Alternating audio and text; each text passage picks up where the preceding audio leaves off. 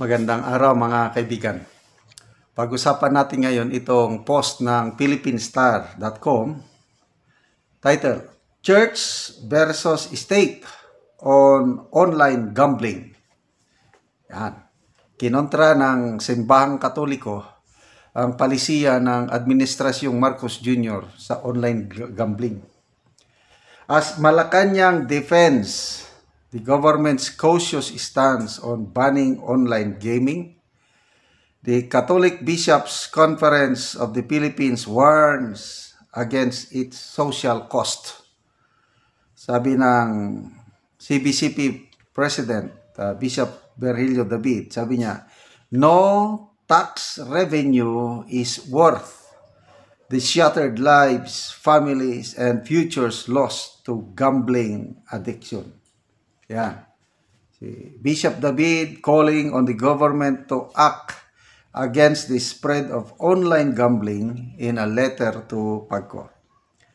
But the palace says, Anticlair, President Bongbong Marcos is not rushing to make a decision, citing the economic benefits of licensed operators. Sabi ni Anticlair, hindi pwedeng padalos-dalos ang Pangulo. Ang revenue mula sa lisensyadong online gambling ay nakakatulong sa publiko. Grabe. Ito, yung exact word ni Bishop David.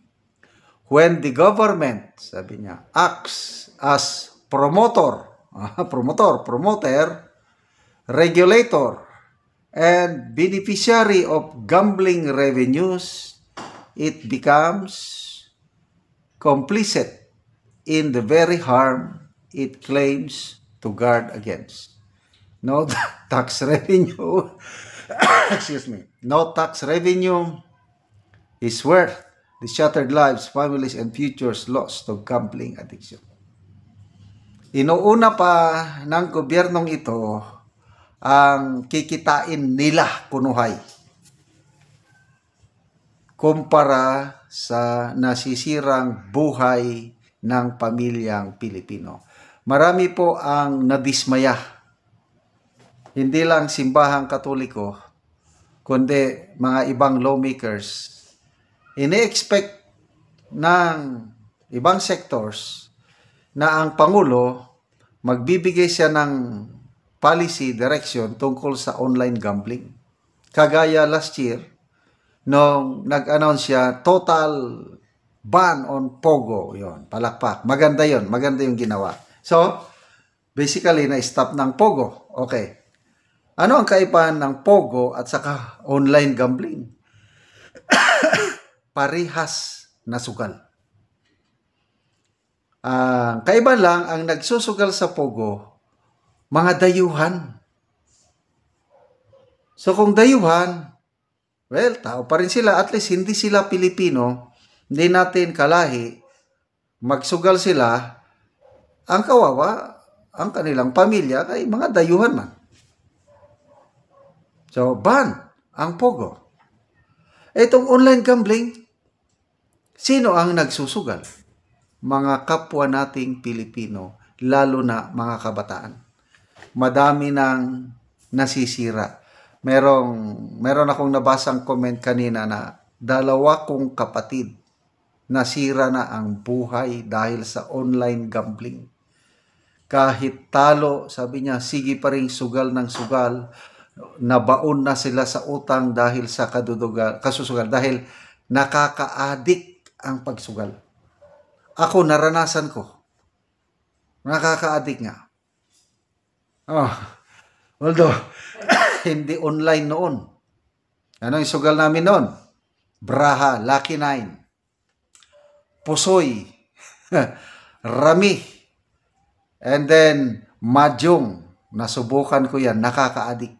Halos, pag nandun na sa lamesa, Braha o yung piyesa, Mahjong, halos ayoko nang huminto para kumain kasi nga, nakaka-addict. Either kung nananalo, ayan, lalong nagpupursige na magsugal dahil nananalo eh. Ganon din kung natatalo. Ayaw kong tumigil dahil gusto kong makabawi. Ganon ko na pasalamat na lang ako sa Diyos dahil naalis yung aking addiction sa sugal. Kaya makarelate ako dito.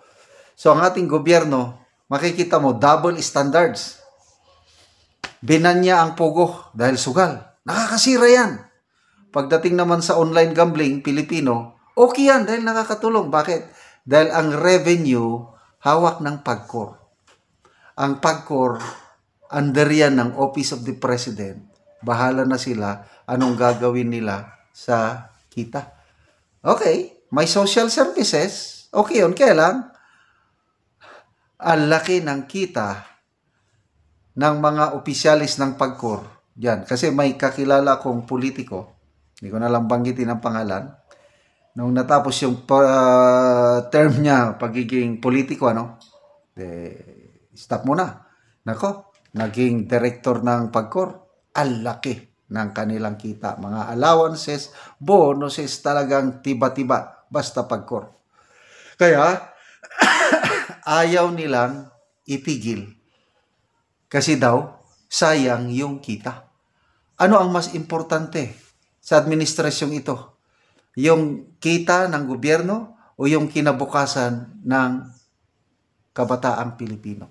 Dito mo makikita yung moral values. Kaya salamat sa CBCP na nagsasalita. Sana mas marami pang sektor ng susyudad ang umalma, mag-ingay, para once and for all, itigil na itong online gambling na ito.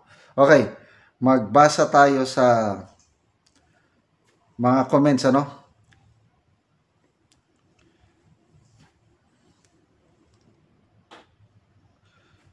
Edward Tabang, malaki ang tax sa gambling, okay lang kung napunta sa taong bayan, pero hindi naman napunta lang sa bulsa ng mga kurakot sa gobyerno. So, total ban online gambling.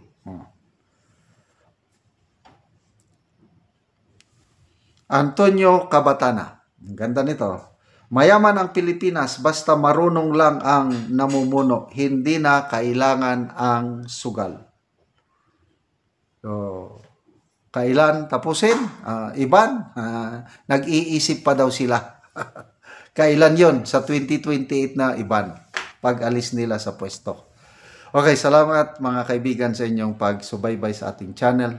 Nakakatulong kayo ng malaki sa Tribong Talandig dahil ang sweldo natin sa channel na ito, pantulong natin sa tribo. Namimigay tayo ngayon ng mga libreng yero at pako sa tribo para makapagpatayo naman sila ng mas maayos na tirahan. Panoorin nyo ang video na ito. Salamat kayo sa Ginoo. Sandig! Ay, kalikakwat ka din. Kay ko ah. Tiglan na ako. Ay, kaya.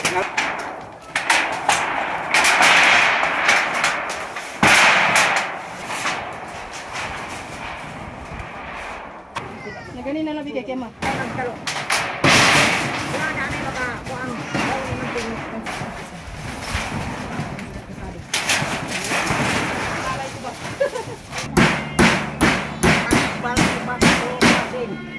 Karon naman nagyod si ate sa pag atop kay gitabangan lang sa iyang papa kay iyaning kuan kay wala siya iba na karon, so siya ra ang nagtukod ang iyang papa. Ang una na ako pasalamatan ang Ginoo kay di ko makabalay kung walang Ginoo. Ang sunod na ako nga pasalamatan ang Quran niya gatag sil daghan kay salamat kay sa imo. Dako ko salamat ba. Lagi nakigpuyo lang dai kati sa imong mama. Mo gina dai nagpuyo ra gid ko, nagluon ra gid ko. O pila ka tuig nga nakigpuyo lang ka sa imong mama te? Dugay-dugay na gid. Oh. So karon pagid ka nakabalay. Mo gid dai. Pila na kabuk imong anak dete? Upat. Upat na. So na kay mga estudyante. Na ko grade 9 o grade 4. Grade 9 o grade 4. So unsay panginubuhian nimo te? Ang akong bana driver lagi sa sikat. Ga-drive ra sa sikat imong bana. Oo, so wala siya karon so nagtabang lang imong papa sa imuha. Oo. So salamat kayo te. Salamat sa. Salamat sa ang nagkuha ani nga sin.